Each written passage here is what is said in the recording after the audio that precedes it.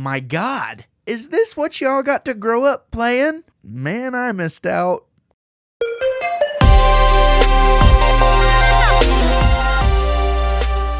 Welcome, all fellow wannabes. Welcome to the channel. I am Gabriel Fast. I do claim to be the wannabe critic. Today, I'm reviewing a video game, or I'm starting a review for a game, and it just so happens to be featuring our favorite red-hatted Italian plumber, Super Mario 3D All-Stars. It's like a review in progress. Seemed like a good idea since I wasn't able to get this game early like a lot of reviews out there, and I wanted to just give some honest first impressions on some games that have quite a bit of clout.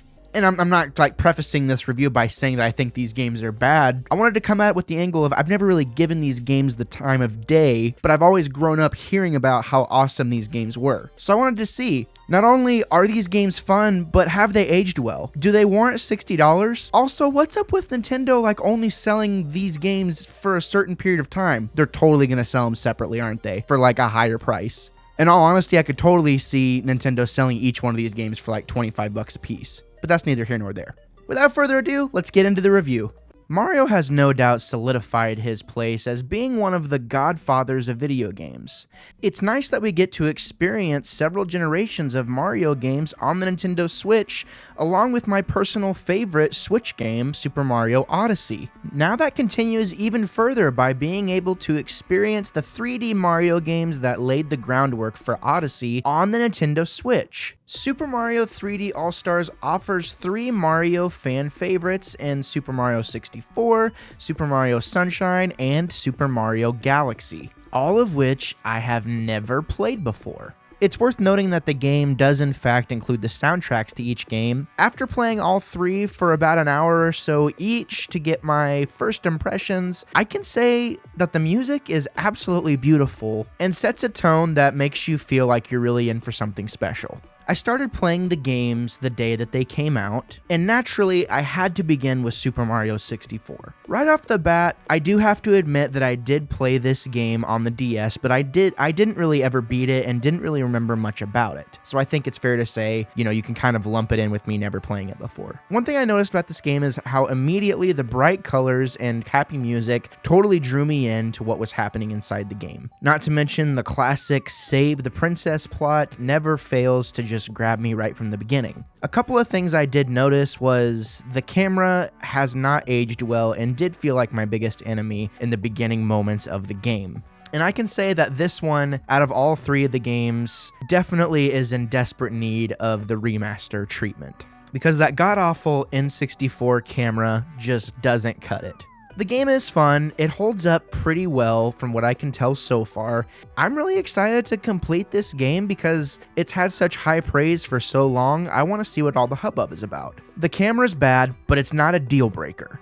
Next, I decided to spend a little bit of time into what appears to be the most polarizing Mario game, Super Mario Sunshine. The red-capped Italian plumber hero just wants to take a tropical vacation, but after he arrives, he's soon framed for a crime that he did not commit. To help right the wrongs that Mario has allegedly made, he enlists the help of his water-fueled, part water squirter, part water jetpack friend, the Flood, to help clean up the island. He's no Cappy, but he's pretty dang cool.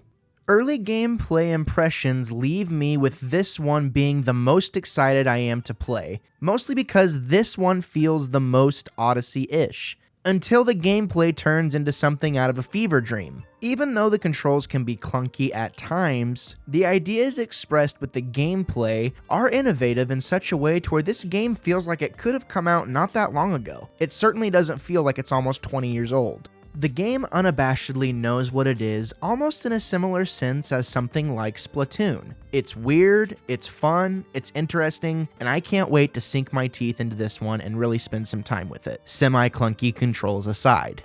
And last but not least, we have Super Mario Galaxy, a game that some might say is the best that ever released on the Nintendo Wii. Of course it wouldn't be a Mario game without our hero doing exactly what he does best, which is saving the princess. This game feels different though. They did quite a bit with the lore, which in my opinion really added a layer of emotion and meaning to the game, which is something that I thought was sorely missing for quite some time. In my opinion, of course. I was a little thrown off by the Wii pointer on screen when it came time to control Mario, but that weirdness quickly fades as you begin to traverse the world. It was strange at first though, and you will have to get used to it.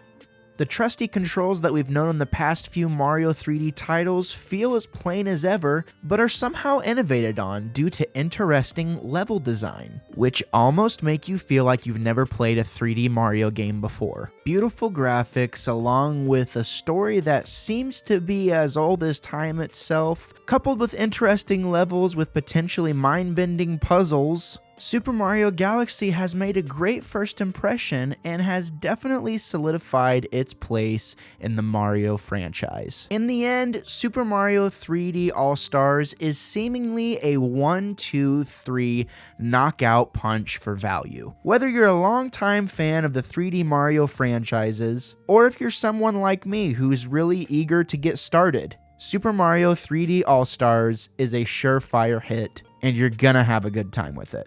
So, as you can see from the review, I had quite a lot of good things to say about these games. About this bundle, in fact. And even though it is bizarre that Nintendo's only offering these titles until March 2021 in this bundle, I have to say that gives you plenty of time to make a decision as to whether or not you want to buy them at this price. It's a really good value, and from what I can tell from what I've played so far, these games hold up pretty well. They're really fun. They all each kind of have their own little thing, and they all kind of contribute to what made Super Mario Odyssey so great. I said in the review, Super Mario Odyssey is in fact my favorite Switch game, so it's nice to see kind of where those roots originally lied to begin with. As far as the grade go, the tentative grade I'm giving this is a B. I do think that, games don't always necessarily have to be fun. Sometimes games are trying to, send a message about a specific topic. But for Mario, the game is supposed to be incredibly playable. Literally, the purpose of Mario is for it to be a fun game. So at the end of the day, are the games fun? Yes, they are fun, but I do think clunky controls will attribute to people giving these games a lot of criticism, especially for Super Mario 64. The camera's bad. There's no getting around it. But Gabe, it's an N64 game. I know, it's still bad. Super Mario Sunshine and Super Mario Galaxy definitely those games alone make this price worth it. So far, in my opinion. But have you checked it out? Have you played it? Did you buy it? What do you think of it so far? Are you enjoying it? Am I way off? Did you grow up with these games? I want to know. Let me know in the comments below. Really quick, if this is your first time here, I would definitely appreciate it if you would hit that subscribe button and that like button. It would really help me out a lot. I do reviews. I talk about a lot of different stuff here. More recently, it's been focused on video games, but I also do movies soon and music, as you can see if you peruse my channel. So please consider it. Thank you. Thank you so much for tuning in. Thank you for stopping by, and thank you for preparing yourselves for a plethora of hot takes and potentially unpopular opinions. I am Gabriel Fast. I will always be the wannabe critic.